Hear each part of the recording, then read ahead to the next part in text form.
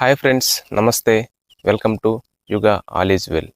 అసలు ప్రాణాయామం అంటే అంటే మన శరీరానికి కావలసిన ప్రాణవాయువు అంటే ఆక్సిజన్.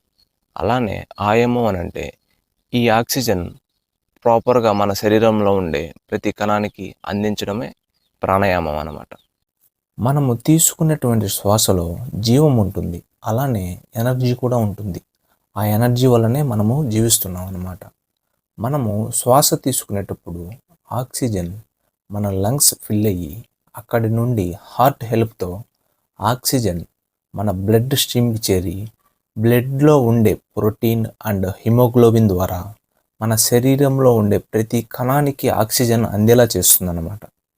అలానే వేస్ట్ ప్రొడక్ట్గా కార్బన్ డైఆక్సైడ్ మన బ్లడ్ స్ట్రీమ్కి చేరి మన లంగ్స్కి చేరి మనము అక్కడి నుండి అయితే బయటికి వదిలేస్తాం.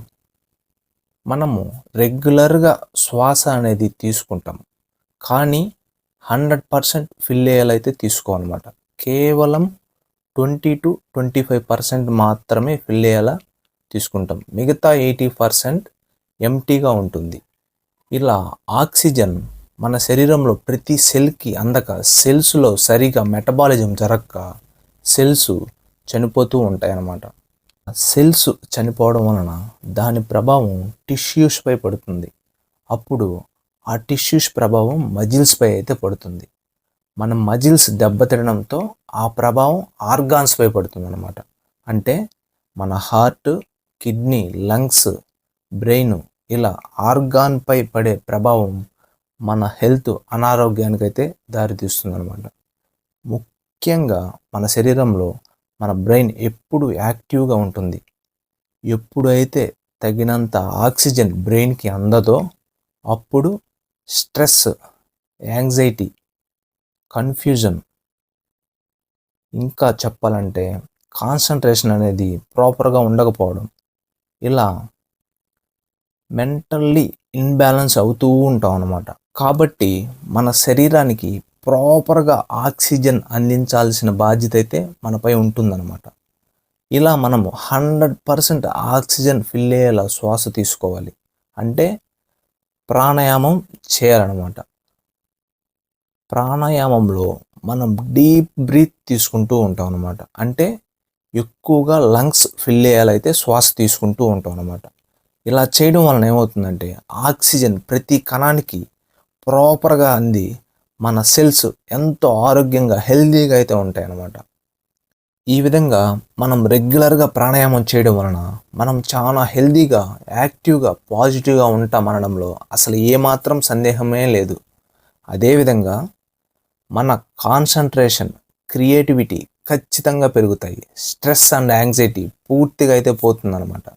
ఈ విధంగా మనం రెగ్యులర్గా ప్రాణాయామం చేయడం వలన మన ఆలోచనలో ఎంతో మార్పు వచ్చి పాజిటివ్గా అయితే ఉండడానికి మనం రెగ్యులర్గా చేసే ప్రాణాయామం అయితే మనకి ఎంతగానో సపోర్ట్ చేస్తుంది. ఫ్రెండ్స్, చూశారు కదా. ఇప్పుడు మనం ఇంకా తెలుసుకోవాల్సింది ప్రాణాయామం మనం ఏ సమయంలో చేస్తే మంచిది, ఏ సమయంలో చేయకూడదు అనేది మనం ఇప్పుడు పూర్తిగా తెలుసుకుందాం. ముఖ్యంగా ప్రాణాయామం ఆరు బయట చేయడం చాలా మంచిది. ఈ విధంగా న్యాచురల్ ఎయిర్ ఉండే విధంగా కానీ, లేకుంటే మేడ మీద కానీ, వరండాలో కానీ ఓపెన్ ఎయిర్ ఉండే విధంగా మనం అయితే ఖచ్చితంగా చూసుకోవాలి. రూముల్లో అయితే చేయకూడదు ప్రాణాయామం. ఇది బాగా అందరూ గమనించాల్సిన విషయము. తెలియక చాలామంది క్లోజ్డ్ ఏరియాలో ఉండే విధంగా మనం ప్లాన్ చేసుకుంటాము. అప్పుడు మనం ప్రాపర్గా ఆక్సిజన్స్ అయితే మనము మన శరీరానికి అందించలేము. కాబట్టి మీరు ప్రాపర్గా ప్రాణాయామాన్ని ఆరు బయట ఉండేటట్టుగా ప్లాన్ చేసుకోండి.